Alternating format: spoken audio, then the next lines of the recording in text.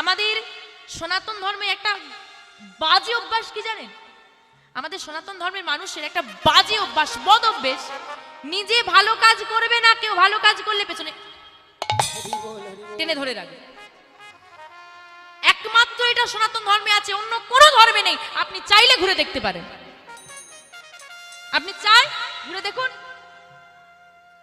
আপনি দেখেছেন কোনোদিনও ইসলাম ধর্মের মন্দিরটাকে কি বলে ওরা? মসজিদে কোনোদিন তাস খেলতে দেখেছেন? কেউ দেখেছেন? হ্যাঁ কি না?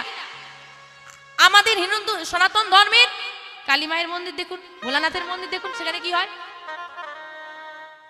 ক্লাব ঘর, মন্দিরটা ক্লাব ঘর। পবিত্রতা, পবিত্রতা, ভক্তিমূলক জায়গা বলে কিছু নেই। আছে? এটা অন্য ধর্মে চলে যান দেখি, আপনি মন্দিরে তাস খেলবেন? আছে কোন ধর্মে? একমাত্র আছে সনাতন ধর্মে। এগুলো বলতে গেলে খারাপ, যে বলবে সে খারাপ। বাজে বকছি। আমরা ভুলগুলো দেখি, অন্যায়গুলো সহ্য করি, প্রতিবাদ করি না, আমরা বরং তাদের সঙ্গে সঙ্গ দিই। মন্দির একটা পবিত্র স্থান, মানুষ কত ভক্তি নিয়ে সেই মন্দিরে আসে। মানুষ যখন ভক্তি নিয়ে সেই মন্দিরে পুজো করতে এলো, দেখলো পাশে কয়েকজন বসে সিগারেটে ফু দিচ্ছে। আবার বাবা এখন ভোলানাথের মন্দিরে বসে যদি সিগারেটে ফু দেয় বা অন্য কিছু খায়, আরে বাবার প্রসাদ, আরে বাবার প্রসাদ, বাবা প্রসাদ তুই হ্যাঁ খাচ্ছিস খা, বাবা বিষ খেয়েছিল সেটাও খেয়ে দে, আমরা এনে দিচ্ছি, পয়সা তোকে দিতে হবে। ভোলানাথ বিনা পয়সায় পেয়েছিল না, তোকেও বিনা পয়সায় দেবো, খেয়ে দেখা। বাবা সর্বদা কৃষ্ণ নাম করতো, তুই গা। বাবা বাঘ জল পড়তো, তুই পর। বাবা শ্মশানে থাকতো, তোর মতো রাজপ্রাসাদে থাকতো না, সেখানে তো গিয়ে থাক।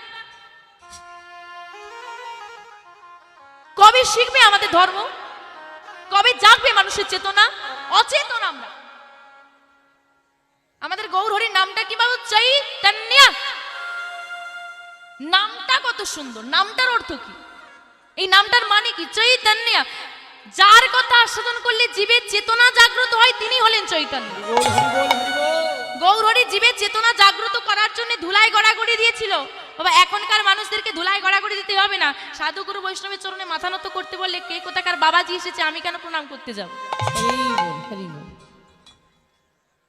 এটা হচ্ছে একটা বাজে স্বভাব আমাদের সনাতন ধর্ম।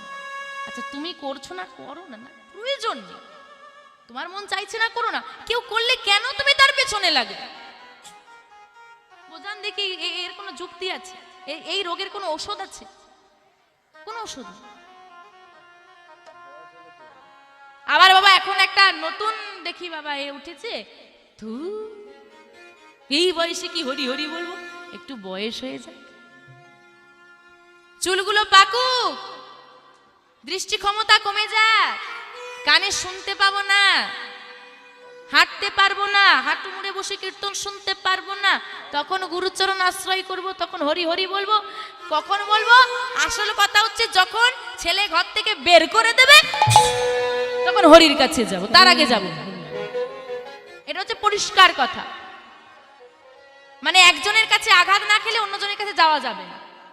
তা মা বলি মেনে নিলাম আমি, তুমি বৃদ্ধ হলে গুরুচরণ আশ্রয় করবে, মেনে নিলাম। তোমার একটু বয়স হলে তুমি কণ্ঠে তুলসীর মালা পরবে, তুমি বৃদ্ধ হবে, তুমি বয়স হবে, সে গ্যারেন্টি আমাকে দিয়ে যাও। গ্যারেন্টি দিতে পারবে কেউ? আরে আজ আমি আছি, কালকে থাকবো কিনা কোনো গ্যারেন্টি নেই। খুব কি অসুবিধে হয়? গুরুচরণ আশ্রয় করে কণ্ঠে একটা তুলসীর মালা পরলে খুব কি অসুবিধে হয়? হয় খুব অসুবিধে, লজ্জা করে, লজ্জা করে। আচ্ছা বাবা এখানে তো এতজন ভক্ত বসেছেন, বাবারা রয়েছেন, মায়েরা রয়েছেন, আমার থেকে অনেক বয়োজ্যেষ্ঠ সবাই, লজ্জা করে ছাড়া, ভালো করে শুনুন কথাটা, লজ্জা করে, আমি একটা কারণ কিন্তু বলে দিয়েছি, এই কারণটা ছাড়া দ্বিতীয় একটা কারণ দেখান কণ্ঠে তুলসীর মালা না পরার। একটা কারণ লাগবে, আমি যে কারণটা বললাম এটা ছাড়া। আছে কারো কাছে কোনো কারণ আছে? ও বাবা কোনো কারণ আছে যে লজ্জা করে? এছাড়া একটা কারণ লাগবে। কি গো মা, আছে কোনো কারণ? পড়ি না কেন? না লজ্জা করে, তাই তো?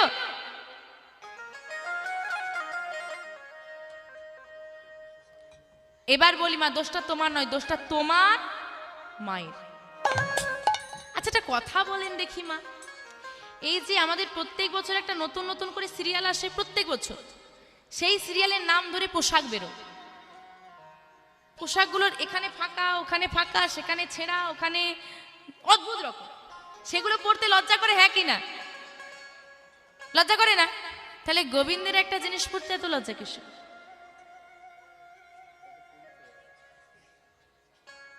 লজ্জাটা করার একটাই কারণ, তোমার মা এর জন্য দোষী। যদি কারো কণ্ঠে তুলসীর মালা পড়তে লজ্জা করে এবং তোমার মা বর্তমান থাকে, আজই গিয়ে আঙুল তুলে প্রশ্ন করবে, মা কেন তুমি আমাকে সঠিক সময় গুরুচরণে ঠেলে দিলে না? কেন তুমি আমাকে কণ্ঠে তুলসীর মালাটা ছোটবেলায় দিলে না? তুমি যদি ছোটবেলা থেকে আমাকে গলায় তুলসীর মালাটা দিতে, আজ আমার পড়তে লজ্জা করতো না। প্রমাণ চাই? প্রমাণ লাগবে না? আজকে তোমার বাড়ির যে বাচ্চার বয়সটা 5 বছর, তাকে গলায় একটা তুলসীর মালা পরিয়ে দাও, দরকার নেই গুরুচরণ আশ্রয় করার। এখন যদি মনে হয় পরে করাবো, করিও। গলায় একটা তুলসীর মালা দিয়ে দাও, সে বাচ্চা খুলবে, তার লজ্জা করবে, হ্যাঁ কি না? করবে না। এখন যে বাচ্চার বয়স 15 বছর, তাকে পড়া, কি হবে? তাহলে গোড়ায় ওখানেই সমস্যা রয়ে গেল না? কিন্তু যার আজকে বয়স 5 বছর, তাকে পড়িয়ে দাও, সে যখন 15 বছর হবে, তার কিন্তু ওটা পড়ে থাকতে আর লজ্জা করবে না, সে একটা অভ্যাসে চলে আসবে। তার মানে গড়াতেই সমস্যা। আমি আগেই বললাম যে তোমার ছেলেটাও তোমাকে ছোটবেলায় এমন করে ভালোবাসতো, বড় হয়ে গিয়ে আর ভালোবাসে না, তার মানে তোমার শিক্ষায় গাফিলতি রয়ে গেছে। আমরা সন্তানদেরকে মানুষ করি বাবা, আজকে অনেক মায়েরা আছে যারা বলেন যে বাবা আমার ছেলেটা ভালো নয়, আমার ছেলেটার সঙ্গ খারাপ, আমার ছেলেটা, দিদি তোমার বাড়ির ছেলেটা সাধু হয়েছে, তোমার ছেলেটা ভক্ত হয়েছে, আমার ছেলেটা দেখো ছাই পাশ গিলে রাতেবেলা বাড়ি ফেরে। এরকম অনেক মা আছেন। একটা কথা মনে করুন তো মা, আজকে প্রত্যেকটা বাড়ির কথা আমি বলছি, এখানে যত মা বসেছে আছেন, যতগুলো মায়ের বাড়িতে বাচ্চা আছে, মিলিয়ে নি, প্রত্যেকের গল্প এটা, প্রত্যেকের গল্প। আমরা একটা বাচ্চাকে টাইমে ঘুম থেকে তুলি, টাইমে খাওয়াই, টাইমে স্কুলে পাঠাই, টাইমে বাড়িতে পড়তে বসাই, টাইমে খেলতেও দিই। যদি সকালবেলায় উঠে কোনো বাচ্চা স্কুলে যেতে না চায়, আমরা কি করি? মায়েরা কি করেন? মারেন। এই রে, আচ্ছা পড়তে না বসলে কি করেন? সন্ধ্যাবেলা পড়তে বসছে না, কি করবেন? ছড়ি নিয়ে বসবে। আচ্ছা চলো বিকেল বেলায় ছেলেদেরকে একটু খেলতে হয়, খেলতে দেন তো সবাই? তাহলে ভেবে দেখুন, খাওয়ার টাইম ফিক্সড, স্কুলে যাওয়ার টাইম ফিক্সড, তাই তো? খেলার টাইম ফিক্সড, রাতে ঘুমানোর টাইম ফিক্সড, পড়তে যাওয়ার টাইম ফিক্সড। আচ্ছা এতগুলো টাইম ফিক্সড করে রেখেছেন, ওই লিস্টের মধ্যে কোথাও কোনো দয়াময়কে সেবা দেওয়ার টাইমটা ফিক্সড করেছেন? আছে কারো লিস্টে যে তোমাকে এই টাইমে স্কুলে যেতে হবে মানে যেতে হবে? কিন্তু এরম কি কোনো জোর আছে বা এরম কি আপনার রুটিনে লেখা আছে যে এই টাইমে তোমাকে গোবিন্দের সেবা দিতে হবে মানে হবেই? আছে? ঠাকুর ঘরে প্রণাম করার জন্য ছেলেদেরকে পাঠাই? কোনো প্রয়োজনই নেই। তাহলে তুমি ভাবছো কি করে? তুমি যে শিক্ষা দিলে না, ছেলেটা বড় হয়ে সে আচার আচরণ করবে, তুমি ভাবছো কেন? তেঁতুল গাছ লাগিয়ে যদি মিষ্টি আমের আশা করো পাবে, তাহলে বেকার তো কেঁদে লাভ নেই। আমার ছেলে আমাকে দেখলো না, আমার ছেলেটা ভালো হলো না, কেন কাঁদছো? কারণ তুমি লাগিয়েছো তেঁতুল গাছ, আমের আশা করলে তুমি পাবে। যতক্ষণ কাদার জ্বালাটা নরম থাকবে বাবা, তাকে বাঁকানো যায়। শক্ত হয়ে গেলে, শুকনো হয়ে গেলে, শুকনো হয়ে গেলে কি কোনো বাঁকাতে পারবে? কাদাটা যতক্ষণ নরম থাকবে বাঁকানো যাবে, শুকনো হয়ে গেলে পারবে না। তাই মায়েদের চরণে আমার নিবেদন, প্রত্যেকটা মাকে আমি বলছি, আপনারা গুরুচরণ আশ্রয় করুন, কণ্ঠে তুলসীর মালা পড়ুন এবং আপনার বাড়িতে যে ছোট ছোট বাচ্চারা রয়েছে তাদেরকে গুরুচরণ আশ্রয় করান। এছাড়া কিন্তু আমাদের সনাতন ধর্মকে আমরা এগিয়ে নিয়ে যেতে পারবো না। আজকে আপনি যেদিকে তাকাবেন প্রত্যেকটা ধর্ম ঊর্ধ্বমুখী, একমাত্র আমাদের সনাতন ধর্ম নিম্নমুখী, নিচের দিকে নামতে চলেছে। অথচ আমাদের সনাতন ধর্ম সব থেকে আদি ধর্ম, সব থেকে আদি ধর্ম হচ্ছে সনাতন ধর্ম। এই ধর্মের মতো মহৎ ধর্ম, উদার ধর্ম আর হতে পারে না। তাই সবার কাছে আমার বিনীত নিবেদন, সবাই গুরুচরণ আশ্রয় করুন। অন্তত ভাবুন যে আমি করব। আসুন আমরা ব্রতী করি যে আমরা আমাদের সনাতন ধর্মকে এগিয়ে নিয়ে যাব। রাধে রাধে। আজকে বিহারি বাবা, এই যে বাবা আমরা বললাম আস্তিক নাস্তিক সম্প্রদায়ভুক্ত মানুষ আস্তিক সম্প্রদায়কে ঘিরে ধরছি, তাই আপনারা ভয় পাবেন না, এগিয়ে যাবেন, সুযোগ দেবেন না তারা যেন আমাদেরকে ঘিরে ধরতে পারে। যদি কেউ বলে যে তুলসীর মালা পরেছিস ভালো লাগছে না, উত্তরটা তাকে এভাবে ফিরিয়ে দিন যে আমি সনাতন ধর্মের মানুষের কণ্ঠে তুলসীর মালা পরেছি, তুমি যে সনাতন ধর্মের মানুষ তোমার পরিচয় কোথায়? বিদেশিদের কণ্ঠে তুলসীর মালা, তুমি সনাতন ধর্মের মানুষ হয়ে তোমার গলায় তুলসীর মালা নাই, তোমাকে যদি কেউ প্রশ্ন করে তুমি সনাতন ধর্মের মানুষ, তোমার পরিচয় কোথায়, তুমি কিন্তু দিতে পারবে না। আর একটা উত্তর খুব জমিয়ে দেবেন, যেটা হচ্ছে আমি পড়েছি তোর জ্বালা কোথায়। এই শুধু এইটুকুটা বলবেন, বেশি বলার দরকার নেই, যে আমি পড়েছি তোর জ্বালাটা কোথায়, এটুকু বলে দেবেন, দেখবেন আর ধারে কাছে ঘেসবেন। রাধে রাধে। তাহলে বিহারি আজকে খুঁজছে, গাভীকে খুঁজে পাওয়া গেছে, কিন্তু তখনকে অন্ধকার হয়ে গেছে। তাড়াতাড়ি করে গাভীগুলোকে নিয়ে বিহারি ফিরে আসছে বাড়ির দিকে। বিহারি বাড়ির দিকে ফিরে আসছি, আর বাবা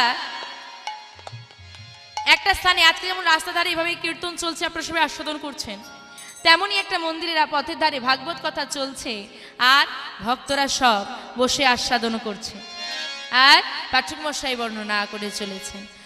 এখনো সেই বৃন্দাবনে বাজে বাঁশি বাজে রে, এখনো সেই বৃন্দাবনে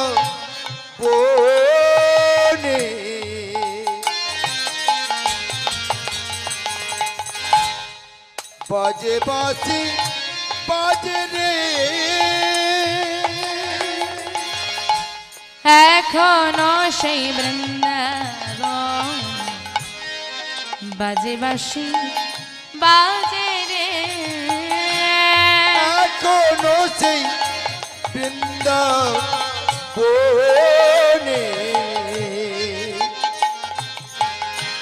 বাজে বাঁশি বাজে রে, ওই না বাঁশির সুরে বনে বনে, ওই না বাঁশির সুরে বনে বনে, ওই না বাঁশির সুরে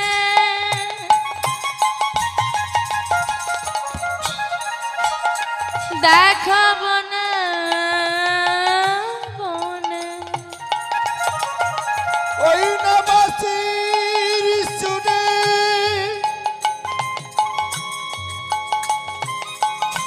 বনে বনে, দেখো না ময়ূর নাচে রে, এখনো সেই বৃন্দাবনে বাজে বাঁশি বাজে রে, নিতাই গৌর হরি বল হরি বল হরি বল। বাজে বাঁশি বাজে রে, এখনো সেই বৃন্দাবনে বাজে বাঁশি বাজে রে, এখনো সেই ধেনু গলে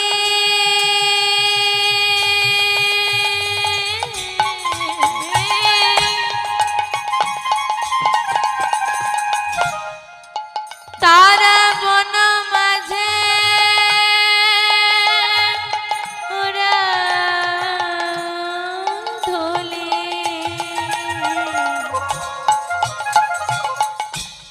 এখনো সেই ধেনুগুলি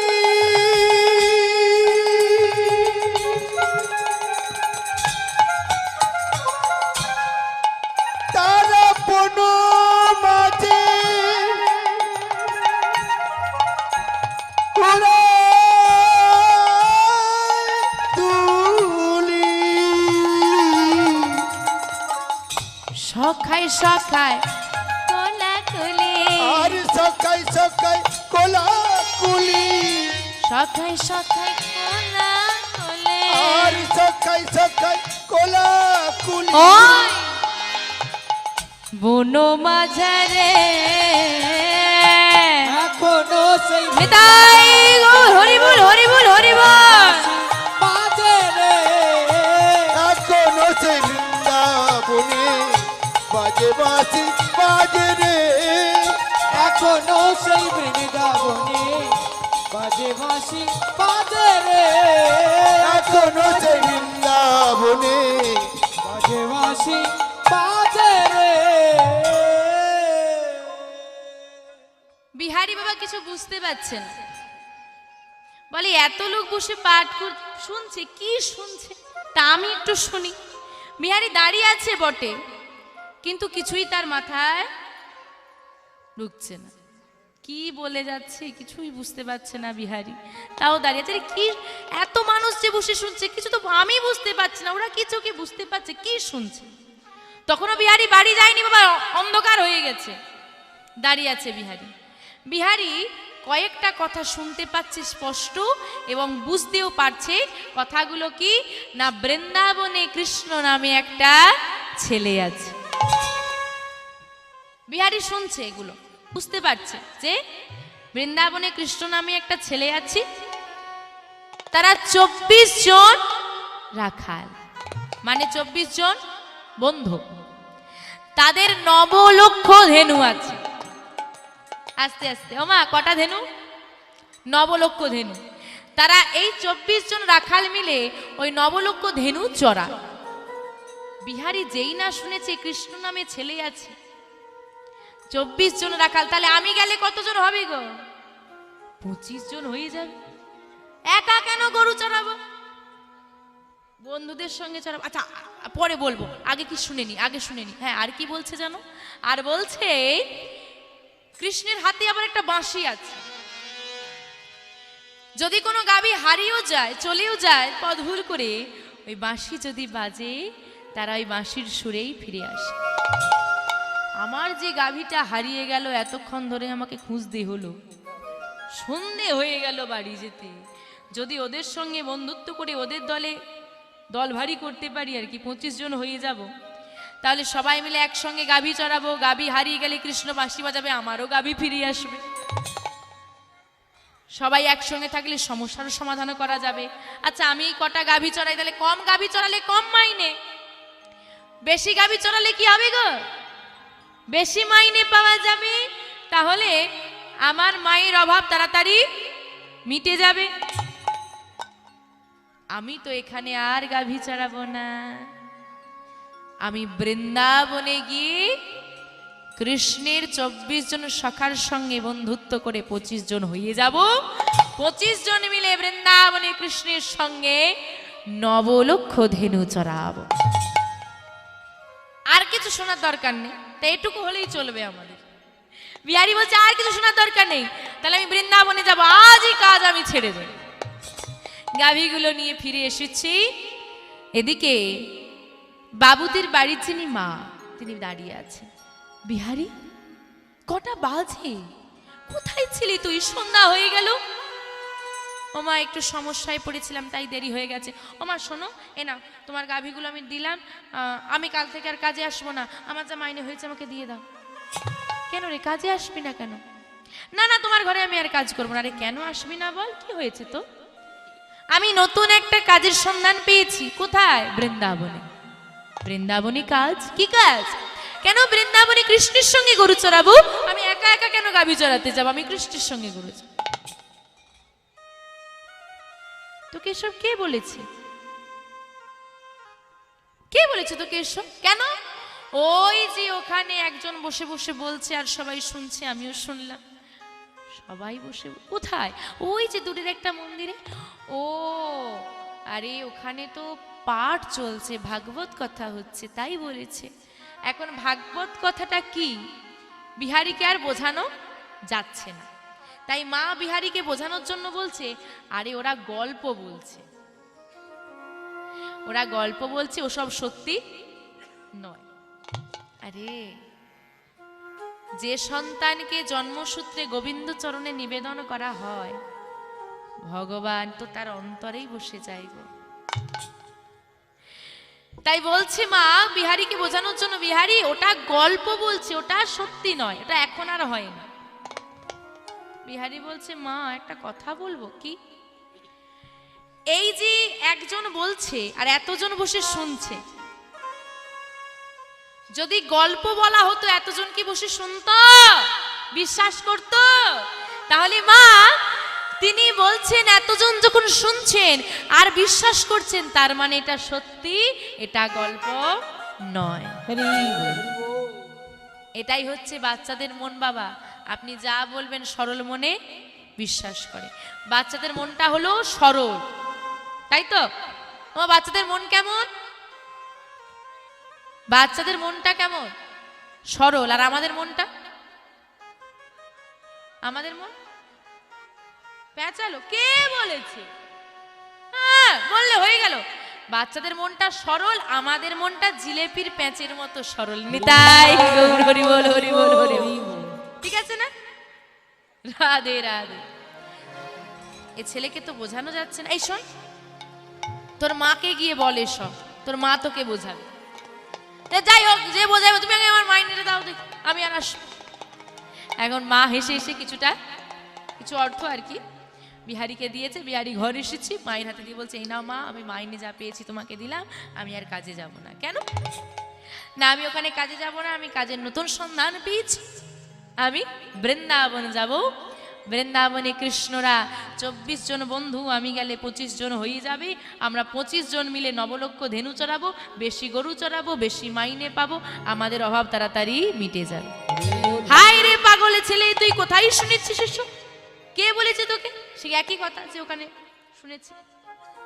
এখন মাও তাকে বোঝানোর চেষ্টা করছে যে সব হয় না, এখন আর হয় না, আগে হতো, এটা অতীতের, এখন আর হয় না। কিন্তু কিছুতেই বিহারী বোঝান না। আমি যাব তো যাব। আচ্ছা শোন, যে তোকে বলেছে সে যদি না বলে মেনে নিবি তো? হ্যাঁ, মেনে নেব। তাহলে এক কাজ কর, যে তোকে বলেছে, যার মুখে শুনেছিস, তাকে গিয়ে জিজ্ঞেস করি আয়। ভালো কথা। ওই ধুলো মাখা গা, কোনো কথা হবে না, আগে গিয়ে জেনে আসতে হবে। ভালো কাজ পেয়েছি মানে তার সন্ধানটা আগে নিতে হবে। ছুটতে ছুটতে বিহারী এসেছে, কিন্তু সমস্যা একটু রয়ে গেল বাবা। কি সমস্যা? এই দেখুন, আজকে এখানে কীর্তন হচ্ছে, মাঝখান থেকে রাস্তা করা আছে বলে যদি কেউ এই সোজা আসতে চায় আমার কাছে, সে আসতে পারবে। এখন বিহারীরও সেই সমস্যা। বাচ্চা ছেলেটা যেই না একটু এগিয়ে যায়, বা দেখবেন যদি কেউ বাচ্চা নিয়ে আসে, বাচ্চারা দেখবেন এগিয়ে এগিয়ে চলে আসে, তখন আমরা কি করি? যারই বাচ্চা হোক, এগিয়ে গেছে বলে বসিয়ে দিই। বিহারী এক পা এগোয়, লোক বলে এই বস, বসিয়ে দেয়। আবার বিহারী উঠে একটু এগোয়, আরে মনে হয় পেছনে মা আছে, বাচ্চাটা এগিয়ে এসেছে, বসিয়ে দাও দেখি, আবার ধরে বসিয়ে। বিহারী এগোতে আর পারে না, তো যাব না, একটু বসি, এখানে একটু বসি। তাহলে বিহারী কি করলো? মা, এই যে বাবা ভক্তদের আসন, এই আসনে বসে পড়লো, এখানেই কিন্তু অর্ধেক হয়ে গেল। এই যে বাবা আপনারা আসনটাই বসেছেন, এই যে বাবা আপনারা আসনটাই বসেছেন, এখানেই কিন্তু অর্ধেক হয়ে গেছে, অর্ধেক স্বীকৃতি হয়ে গেছে। শাস্ত্রে বলছে, পূর্বজন্মের থাকে যদি স্বীকৃতির সঞ্চয়, ইহ জন্মে হয় তবে সাধুগুরু বৈষ্ণব উপচয়। তার মানে আজকে যে আপনারা এই হরিবাসরে বসেছেন, এ জন্মের স্বীকৃতি নয়, স্বীকৃতিটা কোন জন্মের? পূর্বজন্ম, মানে আগের জন্ম। যদি আমরা কেউ আগের জন্মে কোনো স্বীকৃতি করে থাকি, তবে হরিবাসরে বুঝতে পারবো, নচেত নয়। টাকা থাকলে দামি সোফায় বসা যায়, টাকা থাকলে দামি চেয়ারে বসা যায়, টাকা থাকলে গোবিন্দের ইচ্ছে না হলে, পূর্বজন্মের স্বীকৃতি না থাকলে ভক্তদের এই ছেঁড়া ধুলা আসনটাই বসা যায় না গো। নিতাই গৌর সীতানাথ প্রেমানন্দে হরি বল, হরি বল। বিহারী সেখানে বসলো। বিহারীর হচ্ছে আজ সাধু সঙ্গ। বিহারী দেখছে নাম চলছে, সব ভক্ত আনন্দ করছে, সবাই মিলে বাহু তুলে গাইছে। এবার দেখবেন বাবা, সবাই যা করে বাচ্চারা দেখে দেখে তাই করে। আজকে বিহারীও বুঝতে পারছে না কি কথা হচ্ছে, কিন্তু নামে বিহারী মেতেছে। চলুন বিহারীর সঙ্গে আজকে সবাই মিলে আমরা মাতব। কৃষ্ণ নামে বলো ভাই, জনম বৃথা যায়, এই জনম দুদিন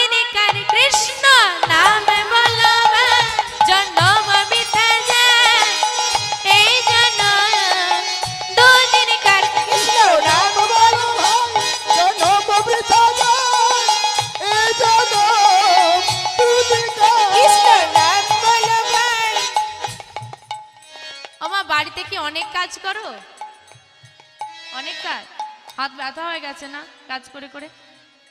মানে বাড়িতে কাজ করে করে হাত ব্যথা হোক মেনে নেব, গোবিন্দের জন্য হাত তুলে হাত ব্যথা করা যাবে না। হাতে কি সোনা দানা পরে এসেছো? তুললেই সবাই আছে দেখে নেবে, আজ বাড়িতে চোর পড়বে। একটা পরিষ্কার কথা জেনে রাখো মা, হাত যতক্ষণ না তুলছো কৃপা কিন্তু পাবে না। হাত যতক্ষণ না তুলছো কৃপা পাবে না। আমি মন গড়া কথা বলছি না, মন গড়া কথা বলছি আমি। সবাই তো জানেন দ্রৌপদীর বস্ত্রহরণ হয়েছিল। শিশুপালকে যখন কৃষ্ণ বধ করেছিল, সুদর্শন চক্র দিয়ে গোবিন্দের হাতের একটুখানি অংশ কেটে গিয়েছিল। কেউ দেখতে পায়নি, দেখেছিল কে? দ্রৌপদী। ওই আঁচলটা ছিঁড়ে বেঁধে দিয়েছিল, তাই তো? গোবিন্দ মনে মনে বলেছিল যে একদিন তোমার এইটুকু বস্ত্রের ঋণ আমি 100 সহস্র বস্ত্র দিয়ে শোধ করব। কোন দিন করেছিল? যেদিন দ্রৌপদীর বস্ত্রহরণ হয়। বেশি বলছি না, সবিস্তারে ছোট করে বলছি মা। তো যাই হোক, সবার কাছে সাহায্য কেউ চেয়েও কিন্তু দ্রৌপদী পেল না। অবশেষে দুঃশাসন শাড়ির আঁচলে টান দিয়েছি। দ্রৌপদী এক হাতে নিজে লজ্জা নিবারণ করছে, ধরে রেখেছে আঁচলটা, আর এক হাতে হে গোবিন্দ কৃপা করো। কৃপা পেয়েছিল? কৃপা পেয়েছিল? ঘাড় নাড়লে অমনি হয়ে যাবে না, কৃপা পাইনি। কেন? দুটি কথা মনে রাখবে। দ্রৌপদী ধরে রেখেছে মানে কি? গোবিন্দের প্রতি বিশ্বাস নেই। যদি না দেয় ছেড়ে দেবো, কি হবে? বিশ্বাস রাখতে হবে। আর দ্বিতীয় কি? দ্বিতীয়টা কি মা? লজ্জা ঘৃণা ভয় দিন থাকিতে নয়, সব ত্যাগ করতে হবে। তাই দ্রৌপদী ধরে রেখেছে, কৃপা পেল না। এক হাত তুলে রেখেছে, কৃপা পেল না। এদিকে মা, ওদিকে মন দিলে হবে না। কৃপা পেল না। যেই না দুঃশাসন জোরে আঁচলটায় টান দিয়েছে, আর দ্রৌপদী ধরে রাখতে পারলো না। টান দিয়ে আঁচলটা চলে গেল, আর দ্রৌপদীর লজ্জা ঘৃণা সবকিছু ভুলে গিয়ে দুটো বাহু তুলে বললো, এবার কৃপা করো নিতাই গৌর হরি বল হরি বল। ভাবতে হলো না দ্রৌপদীকে, 100 সহস্র বস্ত্র দিয়ে গোবিন্দ আমার লজ্জা নিবারণ করলো। তাই মা, দুটো হাত যদি তুমি তুলতে না পারো, সবাই বলে যে হাত তোলো, এই কারণেই বলা হয় মা কৃপা যদি মনে করো এসেছি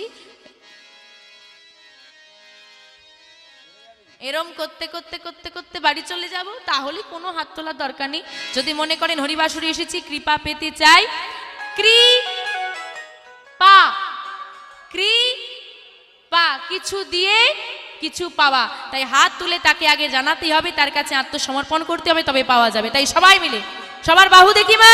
কৃষ্ণ নাম বলো ভাই, জনম বৃথা যায়, এ জনম দুদিন কার। রাধে রাধে বলো ভাই, জনম বৃথা যায়, এ জনম দুদিন কার। কৃষ্ণ নাম বলো ভাই, জনম বৃথা যায়, এ জনম দুদিন কার। কৃষ্ণ নাম বলো ভাই, নিতাই গৌর হরি বল হরি বল হরি বল। কৃষ্ণ নাম বলো ভাই, জনম বৃথা যায়, এ জনম দুদিন কার। এই জীবনটা কাগজের টুকরো, এ জীবনটা কাগজের টুকরো, এই জীবনটা কাগজের টুকরা। এ জীবনটা কাগজের টুকরো। কিসের টুকরো?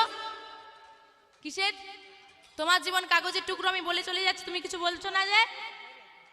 কাগজের টুকরো এখানে পড়ে থাকে, বাতাস লাগলে।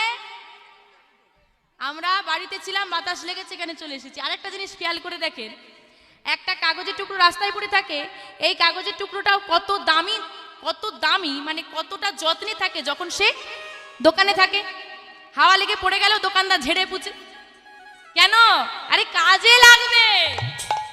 তুমি গেছো 10 টাকার লঙ্কার গুঁড়ো কিনতে, ওই কাগজটাই তোমাকে দিল, তাই তো? তুমিও কিন্তু যত্ন করে কাগজটাকে নিয়ে আসছো, এই একদম যেন পড়ে না যায়, ছিঁড়ে না যায়, যত্ন করছো। লঙ্কার গুঁড়ো শেষ কি করবে? ফেলে দেবে। এবার ভেবে দেখো নিজের জীবনটা, যতদিন তুমি সংসারে ওই লঙ্কার গুঁড়ো রূপ টাকা দিতে পারবে, যত্ন করবে। বাবা কেমন আছো গো? আরে আরে এক কাপ চা খেয়ে যাও না। আর যেদিন পকেটে বাবা টাকা থাকবে না, সেদিন এক কাপ কেউ চাও খাওয়াবে। রাধে রাধে। মা যতদিন সংসারে কাজ করতে পারবে, মায়ের খাতির আছি, কর্মক্ষমতা শেষ, ছেলে আর জিজ্ঞেস করবে না মা কেমন আছো, তাই তো? আর আজকে আমরা এখানে বাতাস লাগলে অন্য জায়গায় চলে যাব, আর জোরে বাতাস লাগলে বাউন্ডারির বাইরে, একেবারে বাইরে চলে যেতে হবে। তাই বলছে এই জীবনটা কাগজের টুকরা, এ জীবনটা কাগজের টুকরো, এই জীবনটা কাগজে টুকরা, এ জীবনটা কাগজের টুকরো। বাতাসে উড়ে যায় জনম বৃথা যায়, এ জনম দুদিন কারণে দায়। গৌর হরি বল হরি বল। এই জনম দুদিন কাল কৃষ্ণ নাম বলে ভাই জনম মিথ্যা যায়, এ জনম দুদিন কৃষ্ণ নাম বলে ভাই জনম মিথ্যা যায়।